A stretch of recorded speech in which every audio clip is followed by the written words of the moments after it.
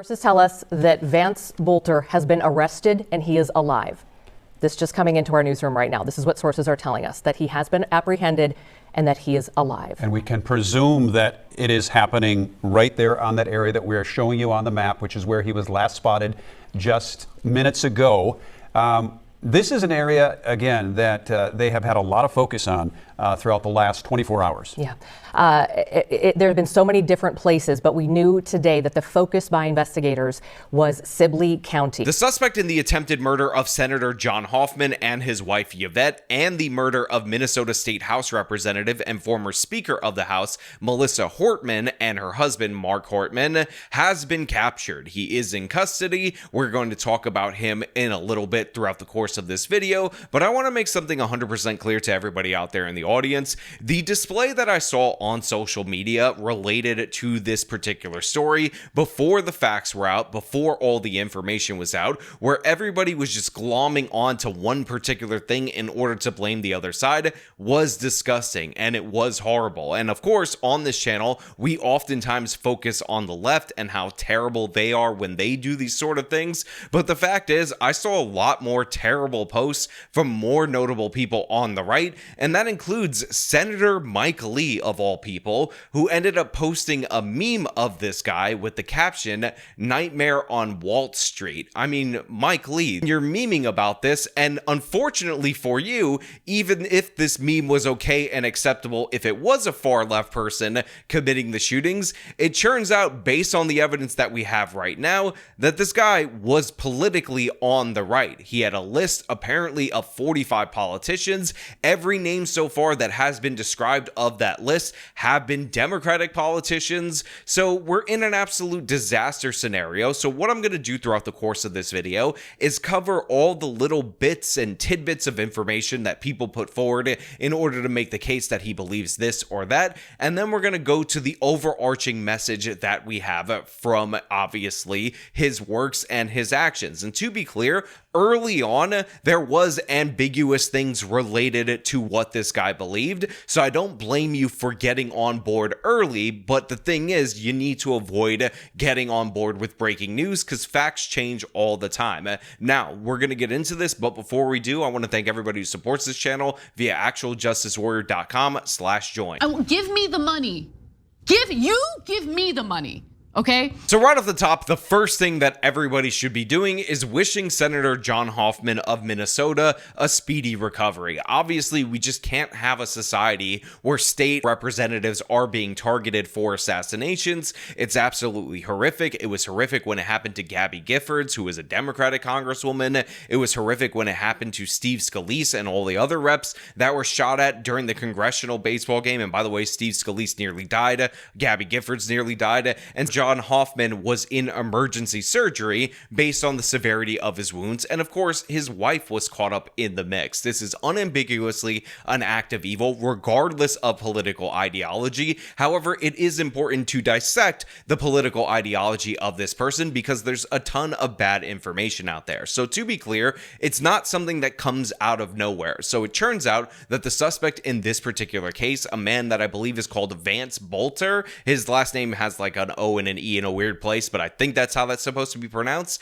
was actually appointed to some commission by Governor Tim Walz. So this indicated to certain people that this person might be Democratic leaning. Now, we will come back to that in a little bit. Let me give you the next piece of evidence that people kind of globbed onto. In addition to that, he also had No Kings flyers in the vehicle, which was disguised as a police vehicle, or maybe a purchased surplus police vehicle in the back of his car. And obviously the No Kings protest is a very Democratic funded organization that is meant to protest against the evil orange man. So again, that's strike two of maybe this guy is a left winger. And in addition to that, one of the representatives that he shot actually voted against healthcare for illegal immigrants in the Minnesota State House. Now, unfortunately and embarrassingly, to be clear, many right wingers globbed onto these couple of factoids, and the fact is, each of them could be easily explained, and the most difficult of which to be explained is the appointment by Governor Tim Walz, so we'll leave that for last. But let me run through this so-called evidence, this so-called pattern in his actions, so you can understand how ridiculous it was.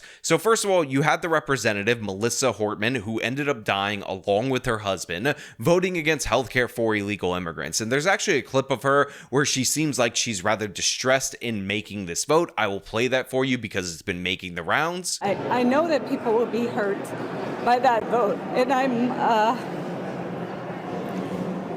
we worked very hard to try to get a budget deal that wouldn't include that provision.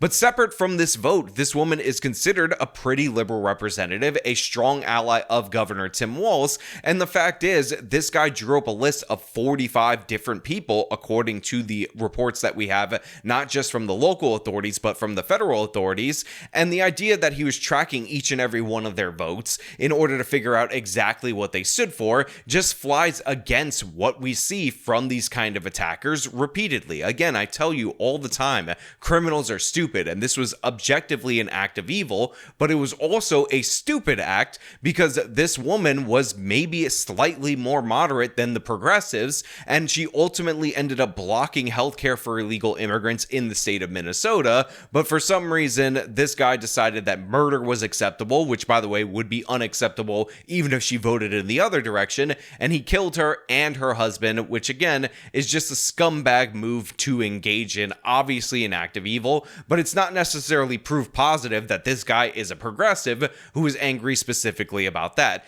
In addition to that, the No Kings flyers in the cop car, that could have been related to this plot that he initiated in and around the time of the No Kings protests to where he might be going next. I mean, this is the most obvious thing that anybody can imagine. I mean, you guys have to be able to understand that the guy was dressed as a police officer in what looked like a police car, and maybe those flyers were a part of his plot later in order to strike out against his political opponents. Now, of course, we have the appointment by Governor Tim Walz, and I understand a lot of people have this as the hardest hurdle to get over, and to be 100% clear, I understand why you think this is a difficult hurdle, but the fact is, governors and presidents appoint so many people to so many different positions, they don't have actual personal knowledge or friendships or relationships with all these different various people. I believe this guy was appointed to some kind of a security commission or a law enforcement commission, and he was actually trying to start his own security company, according to his friends and relatives. So if somebody recommended him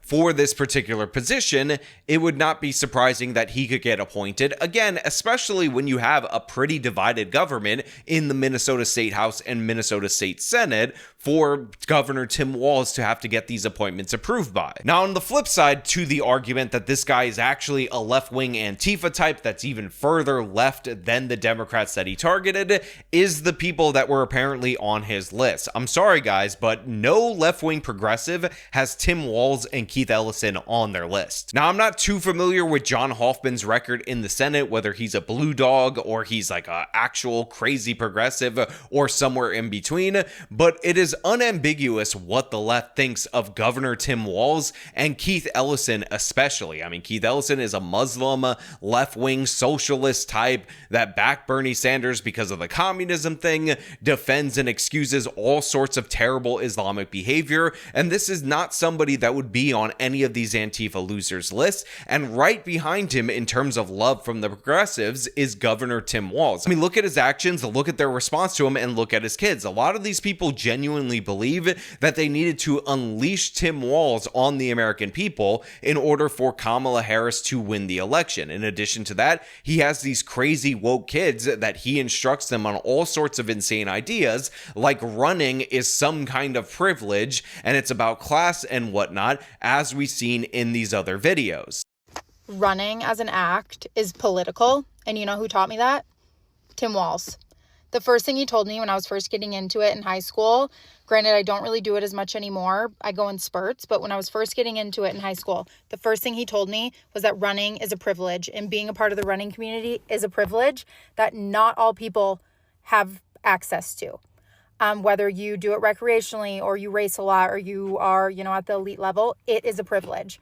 Whether it be you just having the time to run access like to funds to buy the gear, access to, healthy quality foods that fuel you as you're training and as you're running, access to, a safe, stable situation that allows you to be in a good mental state to be able to run.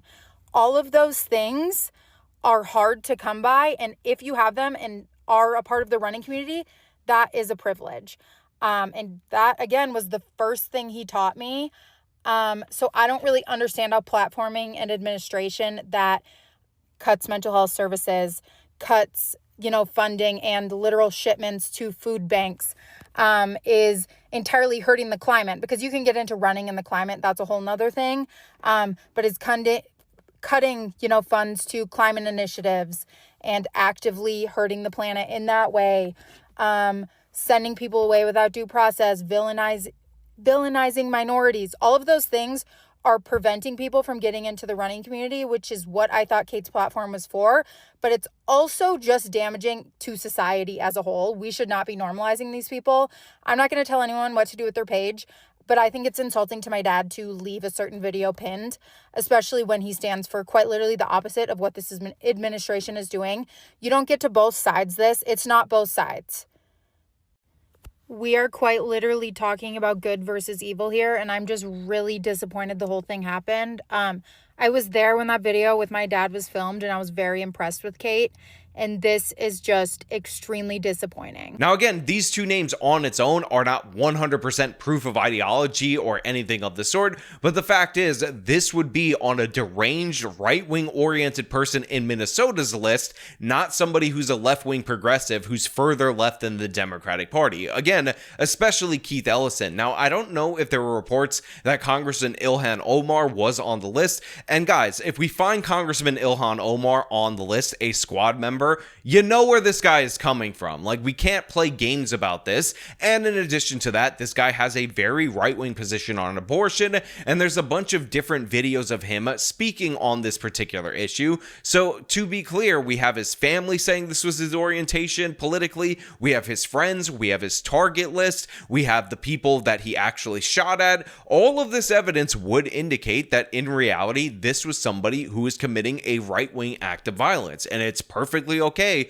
to acknowledge that this occurred, that it's completely unacceptable and disgusting, and call it out. You don't lose anything by calling out people like this, because guess what? You don't gain anything by backing these individuals. Now look, obviously there's more information that is going to come out about this case. The guy was captured alive. He should be going on trial, not just for statewide charges, but for federal charges. By the way, the Trump administration should pursue the death penalty for this, make no mistake about it. And through those open court processes, we should get more details, more facts related to this, and that will allow us to determine if maybe he made this 11th hour conversion that some people on the right wing are unfortunately counting on in this particular situation. But as of right now, it's important to call this what it is. It is an instance of right-wing violence. I know the left tears up cities and they have so many more in terms of the number of instances, and that's something to be concerned about, but that doesn't mean you get to ignore this. We're not them. We're not the people that hype up Luigi Mangione and then get mad when somebody acts like Luigi Mangione. And by the way, speaking of Luigi Mangione, who supposedly is a hero because he killed the man that was denying healthcare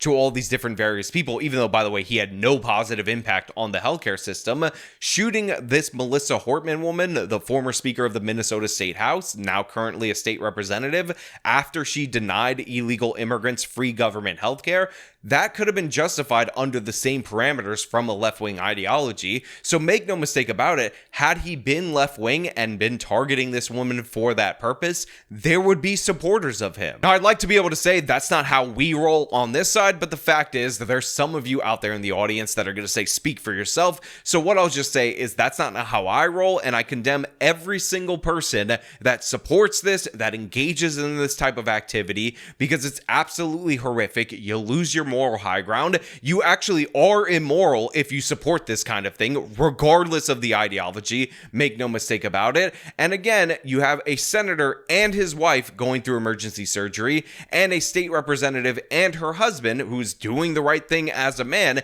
answering the door in the night, basically the protector of the home, also getting swept up in this. So innocents are caught in this. The guy was on the run for a long time. Who knows what damage he could have done? And it's absolutely disgusting, cowardly, and horrifying. I mean, again, when you have a fake police uniform and you abuse the position of trust in order to engage in an attack, that shakes a community. That hurts people, and it makes them more paranoid and leads to more damaging results for all kinds of people who are just going to be less trustworthy when they see the siren or a badge. But you know what? Those are just my thoughts related to this particular case. It's based on the evidence that we have as of right now. Obviously, facts can change, but I want to know what you guys think down in the comments below. Now, there's a reason I waited to cover this story, and I recommend other people wait to cover these kind of breaking news cases. Now, as per usual, if you like this video, show them by leaving a like, subscribe for more content, follow me on my social medias, support me via the support links in the description of this video. This has been me talking about absolute madness in Minnesota and madness post this shooting. Till next time.